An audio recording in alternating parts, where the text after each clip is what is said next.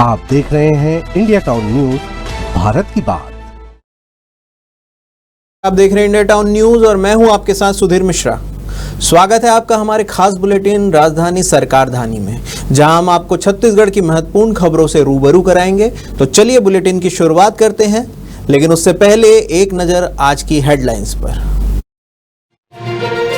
रायपुर निगम का online system fail, property tax जमा नहीं होने से नामांतरण, भवन अनुज्ञा जैसे कामों के लिए भटक रहे लोग। सीएम साय ने की सुशासन तिहार के तीसरे चरण की समीक्षा, पेयजल और आत्मसमर्पित नक्सलियों के पुनर्वास को प्राथमिकता देने के लिए दिए निर्देश, शिक्षा की गुणवत्ता को लेकर अधिकारियों से विस्तृत ली जानकारी। मुख्यमंत्री मजराटोला विद्युतीकरण योजना से लोगों को मिल रहा लाभ, नक्सल प्रभावित 17 वन ग्रामों में पहुंची बिजली, ग्रामीणों ने पटाखे फोड़कर जताई अपनी खुशी।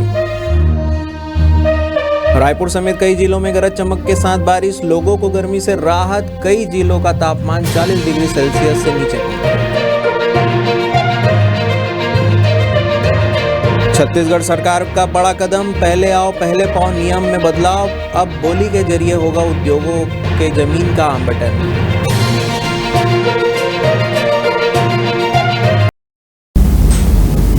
रायपुर नगर निगम का संपत्ति जमा करने का भुगतान विंडो पिछले 15 दिनों से बंद पड़ा है। टैक्स जमा नहीं हो पाने की वजह से लोगों के कई जरूरी काम अटक गए हैं। दरअसल नक्शा पास कराने, बिजली का कनेक्शन लेने, गुमास्ता लाइसेंस बनवाने समेत अन्य कई कार्यों में संपत्ति कर की चालू वर्ष की रसीद लगती है, जो टैक्स जमा नहीं होने से अटक गए हैं। दरअसल नए वित्तीय वर्ष के पहले 3 महीने में टैक्स जमा करने पर नगर निगम की ओर से संपत्ति कर में 6.5% की छूट दी जाती है। इसलिए बड़ी संख्या में लोग टैक्स जमा करने के लिए पहुंच रहे हैं। लोग ऑनलाइन भुगतान करने की कोशिश कर रहे हैं। निगम की वेबसाइट में प्रॉपर्टी आईडी डालने के बाद वार्ड नंबर, मकान नंबर इत्यादि सब कुछ अपडेट बता रहा है, टैक्स भी ड्यू दिखा रहा है, लेकिन कुछ लोग जैसे ही भुगतान करने के लिए पेमेंट ऑप्शन में पहुंचते हैं तो भुगतान ही नहीं हो रहा है।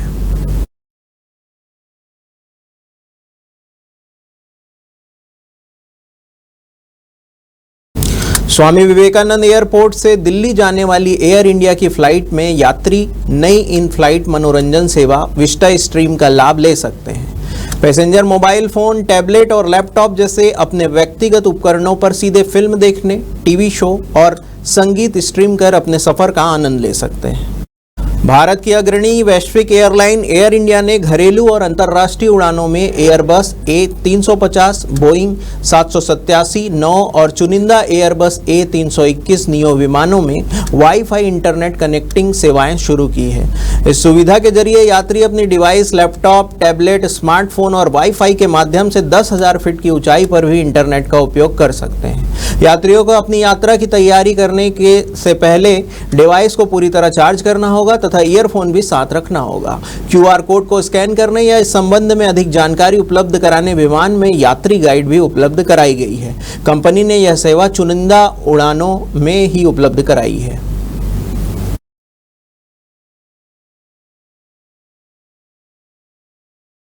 मुख्यमंत्री विष्णुदेव साय ने बीजापुर जिला मुख्यालय में आयोजित उच्च स्तरीय समीक्षा बैठक में प्रशासनिक अधिकारियों को निर्देशित किया है कि वे जन कल्याणकारी योजनाओं के प्रभावी क्रियान्वयन हेतु सतत निगरानी एवं समन्वय बनाए रखें। आपको बता दें कि बैठक में मुख्य सचिव अमिताभ जैन, मुख्यमंत्री के प्रमुख सचिव सुबोध सिंह, पुलिस महानिदेशक अरुण देव गौतम सहित अन्य वरिष्ठ अधिकारीगण उपस्थित थे। मुख्यमंत्री विष्णुदेव साय ने बीजापुर जिले में भूजल स्तर और पेयजल के स्रोतों की उपलब्धता की समीक्षा की। कलेक्टर बीजापुर ने बताया कि मांग के अनुरूप नलकूपों की खुदाई करवाई गई है। मुख्यमंत्री साय ने पेयजल की दीर्घकालिक आपूर्ति के लिए वैकल्पिक स्रोतों पर भी काम करने के निर्देश दिए हैं।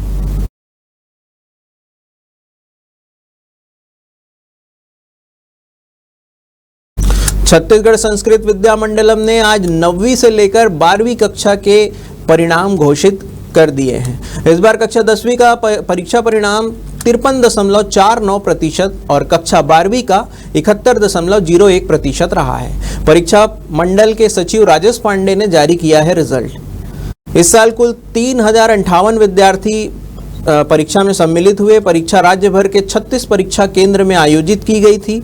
इस संबंध में जानकारी सहायक संचालक ने दी। बता दें कि छत्तीसगढ़ संस्कृत विद्या मंडलम के परीक्षा वर्ष 2024 में कक्षा 10वीं का परिणाम 98.48% और कक्षा 12वीं का परिणाम 98.43% रहा। 10वीं में 777 परीक्षार्थी शामिल हुए थे।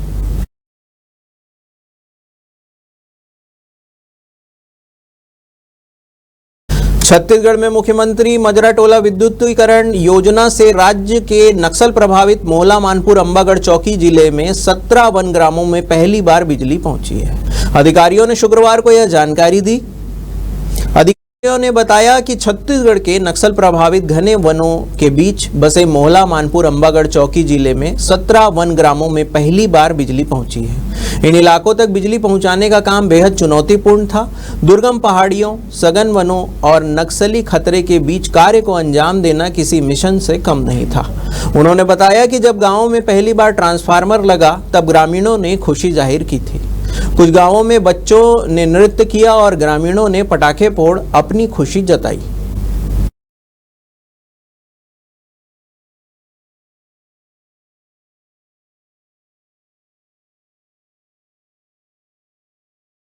वक्त हो चुका है एक छोटे से ब्रेक का। बने रहिए इंडिया टाउन न्यूज के साथ। अब खबर आपकी उंगलियों पर, हर खबर पर हमारा नजरिया। इंडिया टाउन न्यूज, भारत की बात। ब्रेक के बाद आपका स्वागत है। छत्तीसगढ़ की राजधानी रायपुर समेत प्रदेश के कई जिलों में बीते मंगलवार दोपहर को जमकर बारिश हुई। अचानक हुई बारिश के चलते लोगों को भीषण गर्मी से राहत मिली। आपको बता दें कि मंगलवार को सुबह से ही आसमान में बादल छाए हुए थे और दोपहर को अचानक से बारिश शुरू हो गई। वहीं संभावना जताई गई है कि शुक्रवार यानी आज भी मौसम के मिजाज में बदलाव देखने को मिलने वाला है। जानकारी के मुताबिक आज भी राजधानी रायपुर समेत प्रदेश के कई जिलों में सुबह से बादल छाए रहेंगे और शाम तक तेज हवा चलने के साथ बारिश की संभावना है।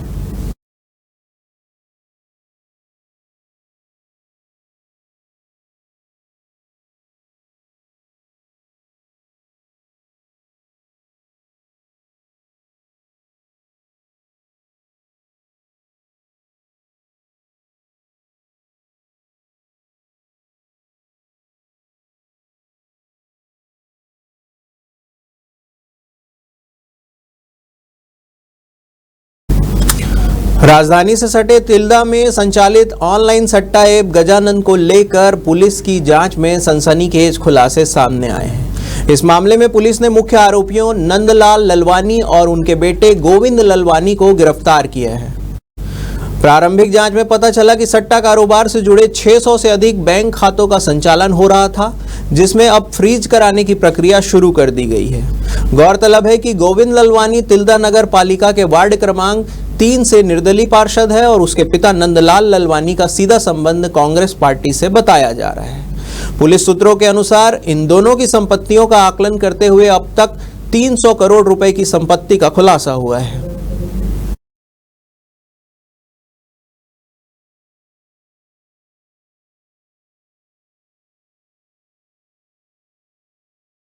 छत्तीसगढ़ में उद्योग लगाने वाले उद्यमियों को अब पहले आओ पाओ पद्धति जमीन का आवंटन नहीं होगा। राज्य सरकार ने 2015 के नियम में संशोधन करते हुए अब बोली के माध्यम से उद्योग को जमीन आवंटन करने का प्रावधान किया है।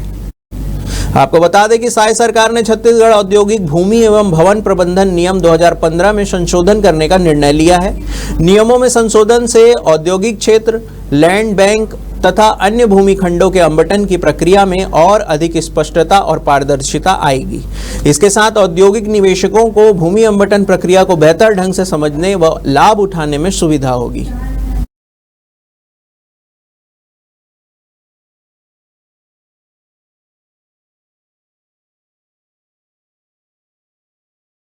सुशासन तिहार अभियान के तहत सीएम विष्णुदेव साय का हेलीकॉप्टर 16 मई को मोहला मानपुर जिले में उतरा। सीएम विष्णुदेव साय अचानक मोहला मानपुर जिले के अंतिम छोर पर बसे गांव सीता गांव पहुंचे। यहां उन्होंने समाधान शिविर में लोगों से बातचीत के दौरान फीडबैक लिया।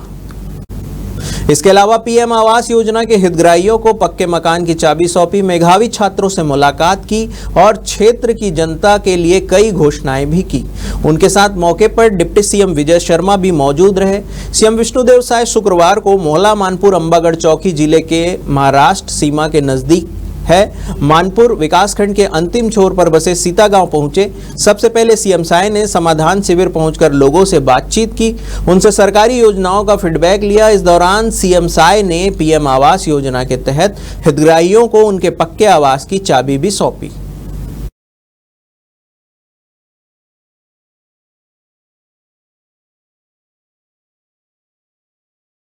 रायपुर वासियों को अब जल्द ही स्काई वॉक की सौगात मिलने वाली है। सालों से अधर में लटके इस प्रोजेक्ट को फिर से बनाने की नई राह बनी है। सरकार ने इसे पूरा करने के लिए 37 करोड़ रुपए की राशि की मंजूरी दी है।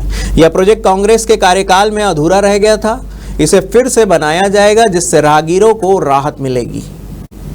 पीडब्ल्यूडी विभाग के अनुसार इसे फिर से बनाने का जिम्मा पीएसएस कंस्ट्रक्शन प्राइवेट लिमिटेड को सौंपा गया है। यह प्रोजेक्ट पिछले 8 सालों से अधूरा पड़ा हुआ है। 12 जगहों पर एस्केलेटर लगाए जाएंगे, जिससे लोगों के आवागमन में सुविधा होगी। इसके अलावा 2 जगह अलग से सीढ़ियां बनाई जाएगी। इस बार सरकार ने 37.50 करोड़ रुपए जारी किए हैं, जो कि पिछली अनुमानित लागत से 20.17% अधिक है। इस बार कार्य की गुणवत्ता, डिजाइन और पर्यावरणीय मानकों पर विशेष ध्यान देने के निर्देश भी विभाग को दिए हैं।